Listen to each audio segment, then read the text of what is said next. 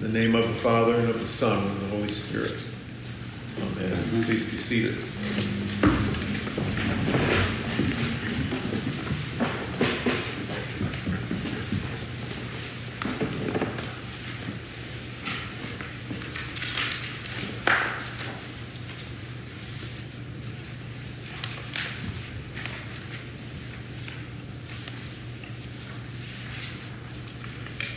There are times when a person's true nature is revealed. Are you aware of the times that your true nature is revealed? The long gospel today is a revelation of Jesus' true nature. We are included in scene after scene of people being contrasted with Jesus, with each other, and with themselves. We see different approaches to life and to death. Our natures are revealed too, as well as our hope in the cross of Christ. The Last Supper is ended. Jesus and his disciples leave the city and walk across the Kidron Valley to what we call the Garden of Gethsemane. For about 20 minutes or so, Jesus and the disciples walked down out of Jerusalem and then up to a little garden. Jesus had met with his disciples there with some regularity, and Judas knew this. It had been a place of fellowship and connection and prayer, and now it becomes a place of betrayal and arrest. Judas arrives with a group of soldiers and police officers from the religious leaders. We picture them with their lanterns, their torches, their weapons, their attitude. Jesus asks them a question, so the irony starts immediately. They come to arrest him, but Jesus asks them, "Who are you looking for?" They told him, "Jesus of Nazareth." Jesus says, "I am he." When Jesus says this, Judas and the soldiers and police step back and fall to the ground. They did what you do in the presence of a king. They hit the floor. They couldn't help themselves. The next interchange is with Peter, who cuts off the ear of one of the high priest's slaves. Jesus tells him, "Peter, put your sword away. This isn't how I operate." By the way, the slave's name was Malchus. Why are we told the slave's name? I wonder if he would later become a member of the church. Before long, they've taken him to Caiaphas, who is the one who had advised the Jews that it was better for one person to die for the people. Can you hear that? It's better for one person to die for the people. That's what Jesus did. But it wasn't what Caiaphas meant. So Jesus is in Caiaphas' house being interrogated. He is asked questions and answers them truthfully.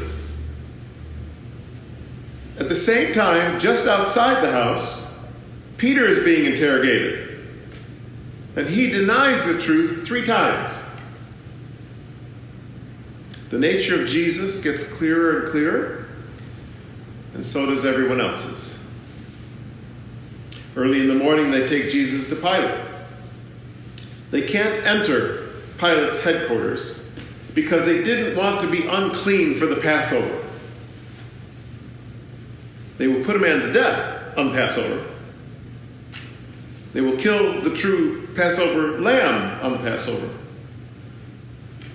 And now Pilate interrogates Jesus.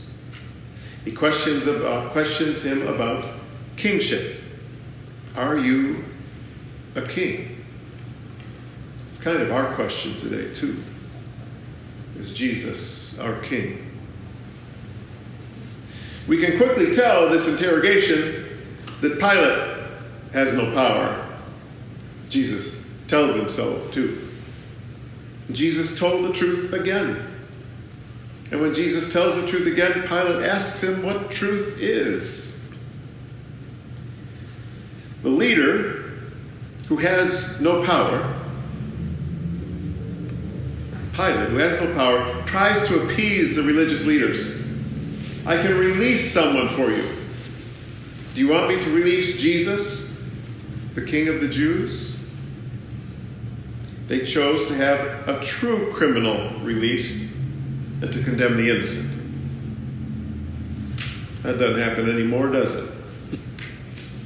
Then the irony intensifies. The soldiers whip him, dress him in purple, and weave a crown of thorns for his head. And what do they shout? Hail, King of the Jews. They don't mean it, but they're telling the truth. The drama continues. Pilate tries to release Jesus. The guy in charge tries to release Jesus, and the religious leaders yell for Jesus to be crucified. The man with the most power throws up his hands and tells them to be in charge themselves and crucify Jesus themselves. They said that Jesus claimed to be the Son of God, so he has to die. They are blind with rage and fear. But Pilate begins to worry more because of what they said. He doesn't want to do it. The man with the power is stuck. He tries again with Jesus, but Jesus is done speaking with him. Pilate's flummoxed. Don't you know I have power over you? I can have you killed. Jesus told the guy in charge that he only has power because God gave it to him. Pilate again tries to release Jesus, but the religious leaders play dirty pool. If you don't crucify him, you are choosing another king over the emperor. We will tell on you. Last try. Pilate parades Jesus in front of them. Shall I crucify your king? We have no king but the emperor. Everyone's nature is revealed. Hours before those religious leaders will stand at the temple and say that our king is God, they're going to say the emperor is their king right now. And once again, Pilate's going to call Jesus the king. Jesus is crucified, and Pilate puts a sign on the cross, Jesus of Nazareth, King of the Jews. It's ironic that we confess when we don't mean to. Jesus had been telling his disciples who he was. God had confirmed it. Now during his last hours, we continue to see his true nature. He did everything he did leading up to and including this day, even though he knew our nature. Because God knows our nature, God developed a plan. He sent Jesus to live among us and to die for us. The characters in the story, they kind of didn't have a choice. Jesus is king. They couldn't not say it. They couldn't respond differently. In the face of their powerless attempts to control their lives and the lives of others, they were exposed as ineffective. In the face of our feeble attempts to control our lives and the lives of others, we are exposed on this Good Friday as unable to save ourselves. The King offers us his hand today. On his way to the cross, he offers us his hand, the hand of the King. Surrender your other kings and walk with me, he says. Give me your nature. I will restore it. I will restore you. Follow my path to death and you will receive life. Let go of your betrayals, violence, failures, and trust me. I'm the way.